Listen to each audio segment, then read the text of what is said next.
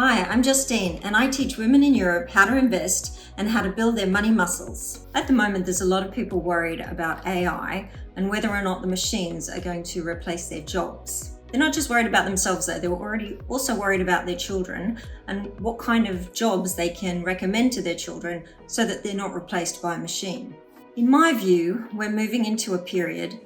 where it's a bit like in Jane Austen's time. In those days, you had a big asset, well, the wealthy people owned a big asset that was like a farm or buildings on land, and they were called the landed gentry because they acquired an income from the rent from those properties. So you had the wealthy people who all were landowners, and then you had the poorer people who were renters and didn't have very much assets at all.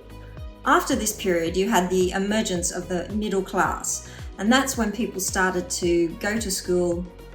to encourage their children to go to school, to become doctors or lawyers or people in the services industry or to go into manufacturing. So for many years, we know that immigrants and just ordinary families have encouraged their children to go to school, get a good education so that you can get a job, and then you'll be fine, you'll be sorted because you've got a high income from your job.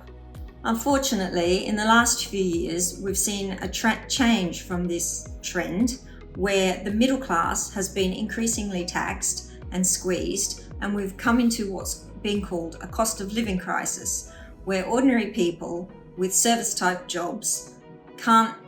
get ahead, they can't always pay all their bills, and they're being squeezed. When you have a job, you don't have very much control over your future income. If you get a pay rise, it's dependent on your employer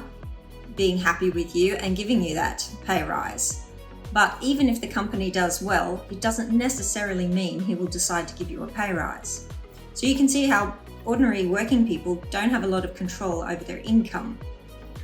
In comparison, if you're a business owner, and particularly if you own some of those robots that are replacing jobs, you have got a bit more control because you can decide to reduce the costs of your business by using technology or other efficiencies. Similarly, if you're an asset owner, for example, a property investor who has multiple properties earning rent, you have more control over your income because if you want to get more money, you can just buy more properties or you can increase your rents. Now, I'm not saying that those types of options aren't difficult and complicated and take a while to build up. It's not something you can do overnight. But you can see how, in terms of control, business owners and investors have more control over their income than somebody who's working at a job, even if that job is in an industry that's fairly high paid. That's why I believe that if you want to AI-proof your child's future, rather than giving them the traditional recommendation of just going and getting a good job, studying hard, working, paying often a lot of money for a higher education, perhaps a better option is to think about whether that child might be better suited as a business owner or as an investor. And as a parent, you can start helping your child by building up your own investments and teaching them the practical skills that you learn along the way so that they can have assets one day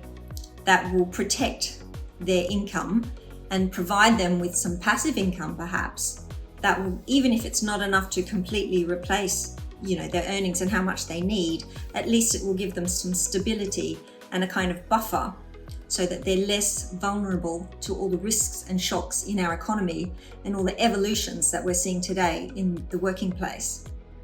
If you'd like to learn more about how you can learn to invest or teach your child how to invest, then click the link below and learn about my Money Muscles program, where I teach women in Europe how to build their money muscles and learn how to invest.